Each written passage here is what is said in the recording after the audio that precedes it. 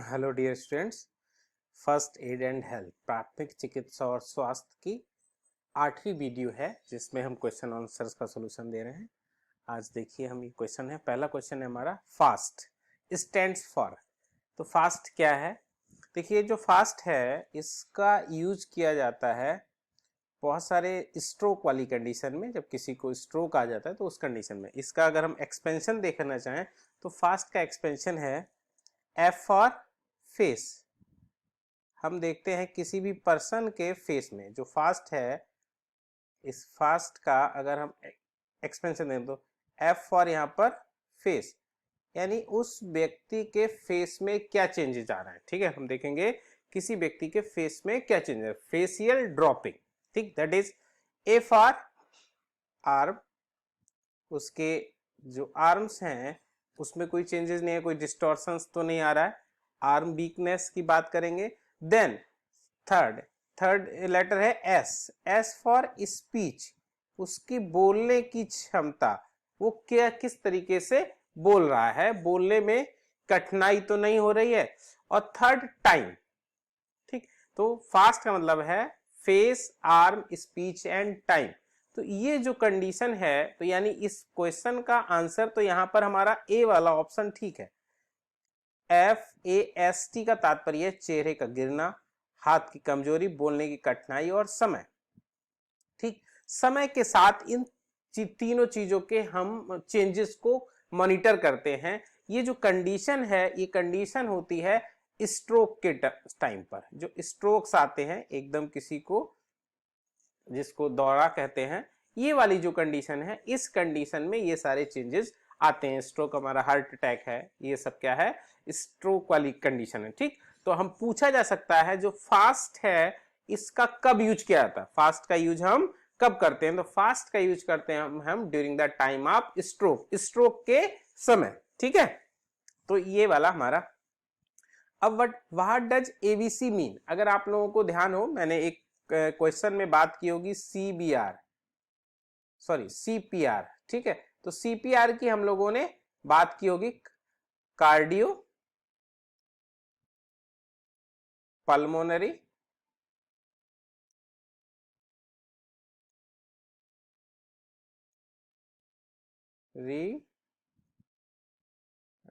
Recitation. ठीक है, तो ये सीपीआर हो गया हमारा, रेस्क्यूसिटेशन, RESCUSITA, रेस्क्यूसिटेशन। ठीक, तो ये हमने सीपीआर के बारे में बात किया था पुराने लेक्चर में, आपको पता होगा सीपीआर क्या होता है, ये मैं बात कर चुका हूं। ठीक, तो सीपीआर में ही एक चीज होती है एबीसी। तो सीपीआर में एबीसी का मतलब होता है A for airway, that is A for airway, B for breathing और सी फॉर सर्कुलेशन।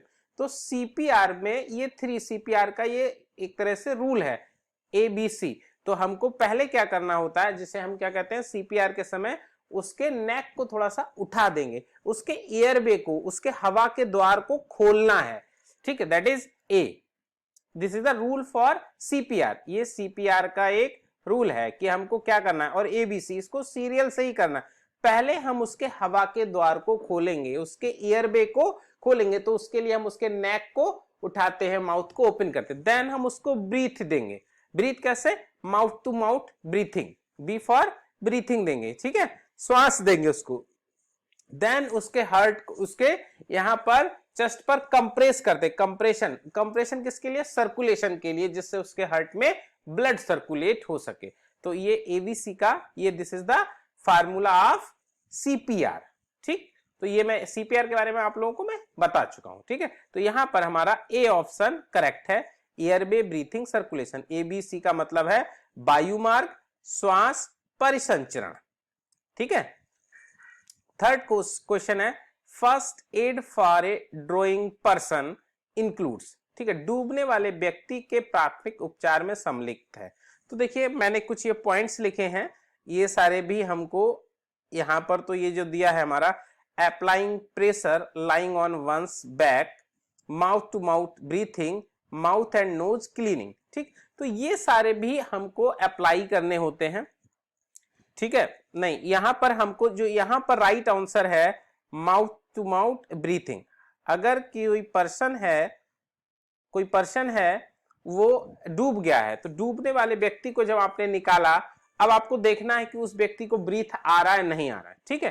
तो अब आप वो उसके लिए चेक करने के लिए क्या करेंगे, हम उसको अपने नोज को उसके अपने उसके ईयर्स को अपने उसके हार्ट के नोज के पास ले जाकर हम चेक करेंगे कि उसको सांस आ रही है नहीं आ रही। उसकी पल्स को चेक कर लेंगे, हम उसके हाथ को पकड़कर, अगर हमको थोड़ा सा आता है तो पल्स चेक कर लेंगे। ये सारा काम हमको करना है, ठीक। इसके साथ साथ हम उसके कपड़े टाइट हो तो उनको ढीला कर दें, उसकी नाक बंद कर मुंह पूरा खोल दें, और उससे सीपीआर, अगर उसको सांस नहीं आ रही है, उसको सांस नहीं आ रही, पहले हम ब्रीथिंग चेक करते हैं सबसे, अगर उसको ब्रीदिंग नहीं हो रही है, सांस नहीं आ रही, तो हम उसको क्या करेंगे, सीपीआर दे देंगे, ठीक है।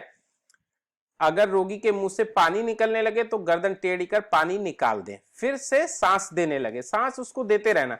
सांस देना तब तक जारी रखें जब तक आप निश्चित ना हो जाए कि रोगी की नाड़ी चलने ना लगे, ठीक है, उसकी पल्स वापस ना आ गई। रोगी के बाएं सीने पर कान रखकर उसकी धड़कन महसूस, क्योंकि बाएं साइड में, लेफ्ट साइड में क्या होता है, हार्ट होता है, तो हार्ट बीट को सुनने की कोशिश करें, ठीक। तो हमको यहाँ पर माउथ टू माउथ ब्रीदिंग, कभी भी जब अगर किसी व्यक्ति को डूब गया है, डूब के जैसे मूवीज में दिखाते हैं ना, उसका ये दबान, चेस्ट दबान, तो चेस्ट प्रेस नहीं करना चाहिए। अगर प्रेस करना है तो हम उसके सोल्जर्स पे इस तरह से ठोकना चाहिए, ठीक है, चेस्ट प्रेस नहीं करना चाहिए। तो ये हमारा applying pressure lying on the one's back, व्यक्ति की पीठ के बल पर लिटाकर दाब लगाना, पीठ के बल लिटाएंगे लेकिन उसके सीने को नहीं दबाएंगे, ठीक है।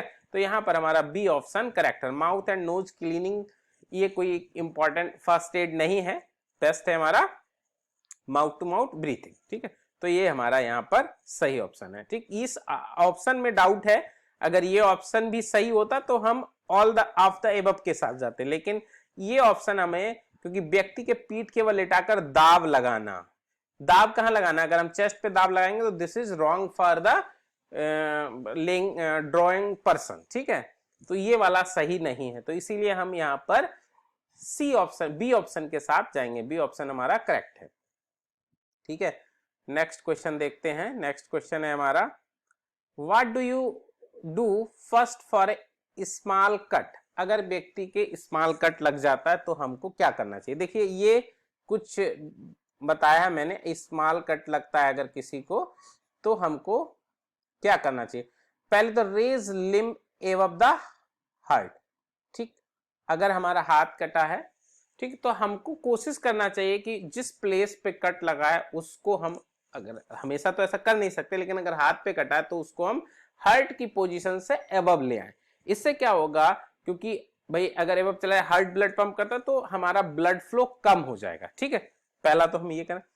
Press a clean piece of cloth, हम जो कटिंग वाला प्लेस है उस पर हम साफ कपड़ा लगा सकते हैं, ठीक है।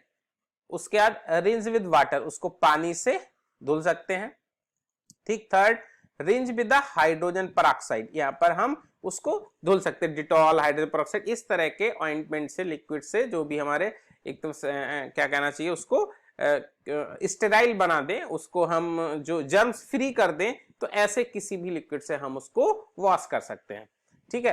Protect wound using antibiotic cream, उसके बाद हम उस पर कोई भी एंटीबायोटिक या एंटीसेप्टिक क्रीम लगा देंगे, ठीक, इस तरह से क्रीम लगा देंगे।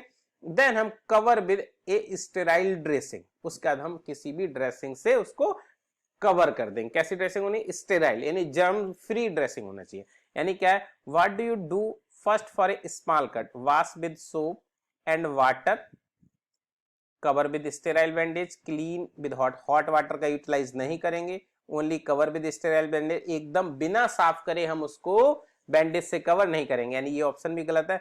अप्लाई द एंटीसेप्टिक क्रीम, पहले ही एंटीसेप्टिक क्रीम नहीं करेंगे, उससे पहले हमें उसको क्लीन करना पड़ेगा, तो ये हमारा ए ऑप्शन यहाँ पर ठीक है।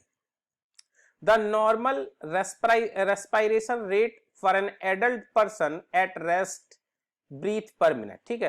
किसी भी नॉर्मल व्यक्ति में रेस्ट के समय ब्रीथ, श्वसन दर क्या होती है, श्वसन दर, सामान्य श्वसन दर क्या है, तो बेटा देखिए सामान्य श्वसन दर होती है हमारी 12 से 20, ठीक है।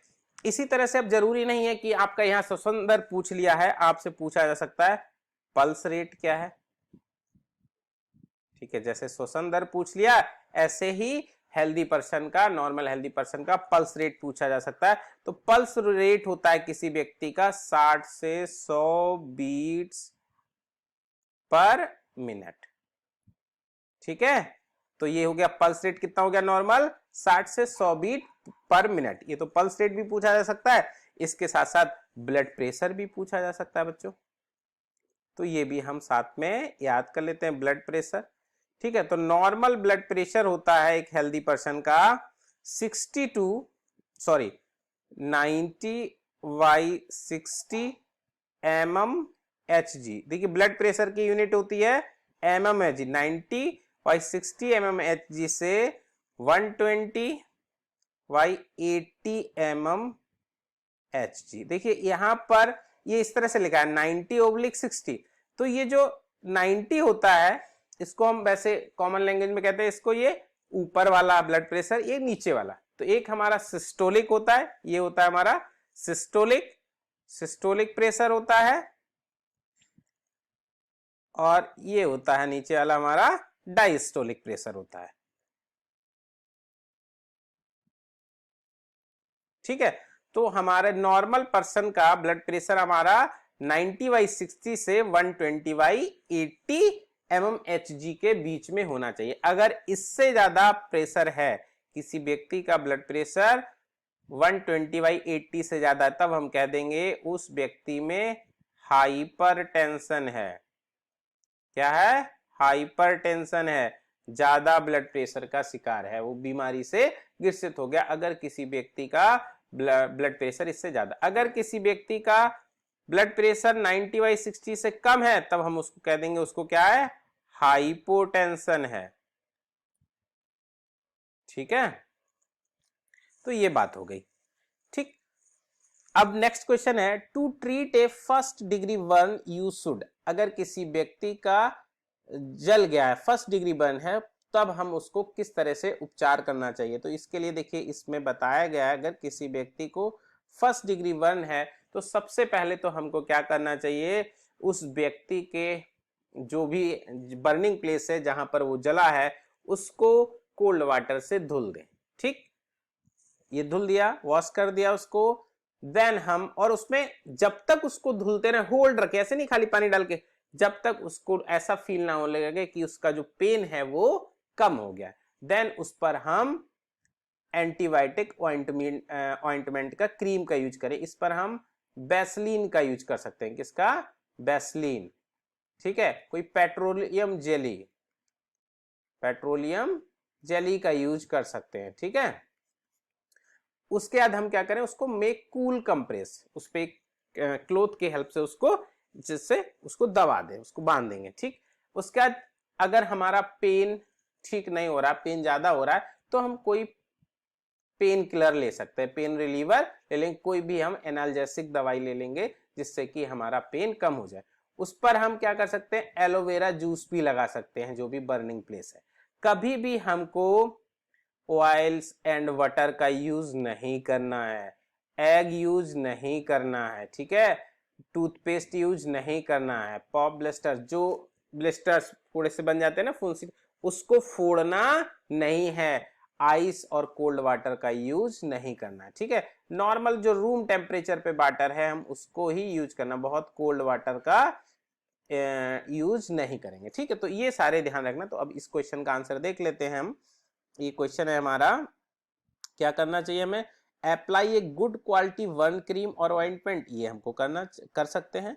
Apply a good quality burn cream और ointment, clean the area through with the hots of water, ये नहीं कर सकते। Apply a constricting vent between the burn and the heart, नहीं, ये नहीं कर सकते। Apply cool running water until there is a little और नो रिमेनिंग पेन, तो ये डी ऑप्शन यहाँ पर हमारा ठीक है बच्चों। ठीक है, आगे बढ़ते हैं। नेक्स्ट क्वेश्चन है हमारा, the total number of bones in the human body. ठीक है, तो इसका देखिए आंसर है हमारा 206। अगर हम ह्यूमन बॉडी की बात करें तो उसमें 206 हड्डियां होती हैं। ठीक, लेकिन अगर जैसे ही जो न्यू बॉर्न बेबी होता है, न्यू बॉर्न बेबी, यही क्वेश्चन पूछा जा सकता है, न्यू बॉर्न बेबी में कितनी हड्डियां, तो न्यू बॉर्न बेबी में कुछ हड्डियां ज्यादा होती हैं, क्योंकि बाद में जाकर वो हड्डियां ज्वाइंट हो जाती है, या इसको हम इन्फेंट कह सकते हैं। ठीक है, तो इन्फेंट में जो हड्डियां होती हैं वो कितनी होती है, 270 होती हैं। ठीक, और ये जो हमारा एडल्ट ह्यूमन बॉडी है उसमें होती है 206। ठीक है, ये देखिए दिया है। अब इसमें ह्यूमन जो बॉडी है उसको हम डिफरेंट पार्ट्स में डिवाइड कर ले। जो ऊपर वाला अपर पार्ट है ये कहलाता है हमारा स्कल। इस स्कल में टोटल कितनी हड्डियां हैं, 29। ये भी याद रखिए, स्कल बोन्स। स्कल बोन्स कितनी, स्कल कौन सा, ये वाला पार्ट हो गया, यानी स्कल में कितनी है, 29 बोन्स। ठीक, ये वाला जो ये पूरा रिब केज कहलाता है। ठीक है, तो ये रिब केज बना होता है रिब्स से और स्टर्नम से। ये बीच वाला पार्ट स्टर्नम है, ये रिब्स, ये रिब केज है जो हमारे लंग्स हार्ट सबको प्रोटेक्ट करता है।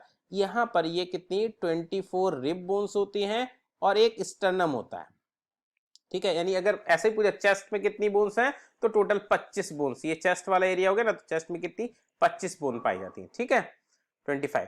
अब पीछे की तरफ क्या होता है, हमारा वर्टिब्रल कॉलम होती है जो हमारी नर्व कॉर्ड को प्रोटेक्ट करती है। ये वर्टिब्रल कॉलम्स, वर्टिब्रा, ये जो यूनिट है इसकी एक एक, इसको हम क्या कहते हैं, वर्टिब्रे। ठीक है, तो जो वर्टिब्रल कॉलम होती है ये हमारी 26 वर्टिब्रा से बनी होती है। 26 वर्टिब्रा या वर्टिब्रल बोन से मिलकर बनी होती है। इनमें अगर थोड़ी सी प्रॉब्लम होती है तो स्लिप डिस्क बीमारी हो जाती है। ठीक, इसके बाद ये यहाँ पर ये सोल्जर पे यहाँ पर गर्डिल्स प्रेजेंट होते हैं। यहाँ पर जो गर्डिल्स पाए जाते हैं उनको कहते हैं हम पेक्टोरल गर्डिल्स। तो पेक्टोरल गर्डिल में कितनी बोन होती हैं, हमारी 4 बोन्स होती हैं। पेक्टोरल गर्डिल में कितनी बोन्स हैं, 4 बोन्स। इनको सोल्जर बोन्स भी कहते हैं। इसको सोल्जर, पेक्टोरल गर्डिल हमारा सोल्जर बोन भी कहलाता है। ठीक है, शोल्डर बोन। ठीक, ये हमारा पेल्विक गर्डल, इसको हम हिप बोन भी कहते हैं बच्चों, हिप बोन। ठीक, पेक्टोरल गर्डल में 4 बोन, पेल्विक गर्डल में 2 बोन्स। ठीक, अब आ गई upper limb bones. Upper limb मतलब ये हैंड्स, तो दोनों हैंड्स में मिलाकर टोटल नंबर ऑफ बोन्स होती हैं 60। ये हमारा अपर लिम्ब हो गया।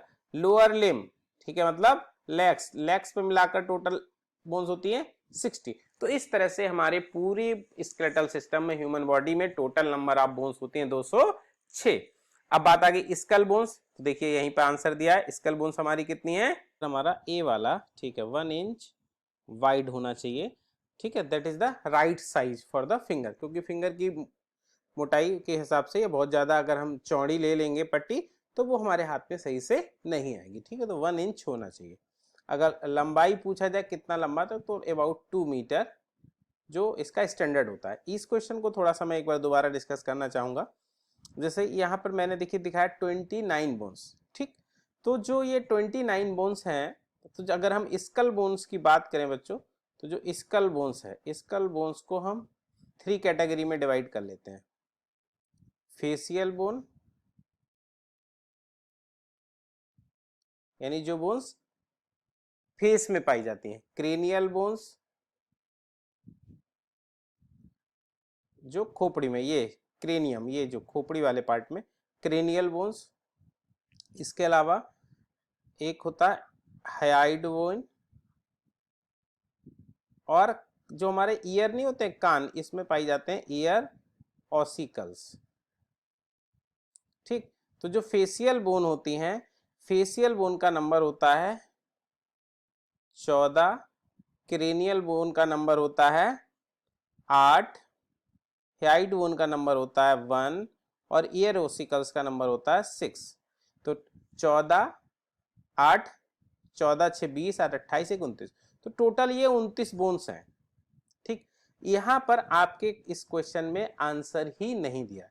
क्यों नहीं दिया, इन्होंने क्या किया है, ईयर ऑसिकल्स और हाइड बोन को नहीं इसमें ऐड किया है। ठीक, अगर यहाँ पर बच्चों 29 आंसर होता तो आपका यहाँ पर 29 इज करेक्ट आंसर होता। ठीक, तो इन्होंने हाइड बोन और ईयर ऑसिकल्स को यानी 6 1 7 कम कर दिया, तो कितना बचा 22, यानी इसका आंसर हमारा सी ठीक होगा।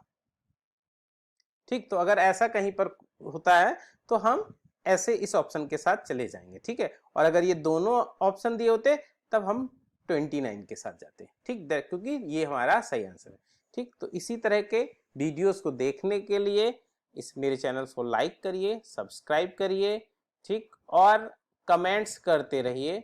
कमेंट्स में बताइए कि ये वीडियो आपको कैसा लगा, और कोई भी डाउट हो तो कमेंट बॉक्स में जाकर आप उसको पूछ सकते हैं। Thank you.